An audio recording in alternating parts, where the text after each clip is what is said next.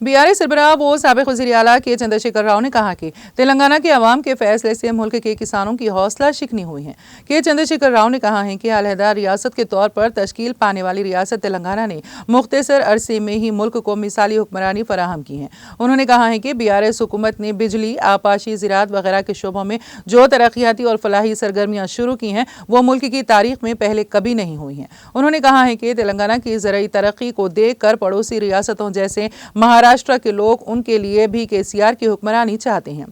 केसीआर ने खम्मम, महबूबाबाद, विमुलवाड़ा, नरसापुर, इब्राहिमपट्टनम से मुलाकात के लिए आने वाले कायदीन और कारकुनों के साथ एक मीटिंग की।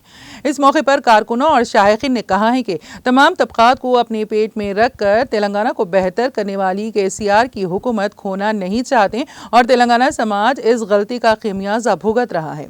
इस मौके पर पार्टी कायदीन ने केसीआर के दोबारा चीफ मिनिस्टर बनने की हिमायत का ऐलान किया।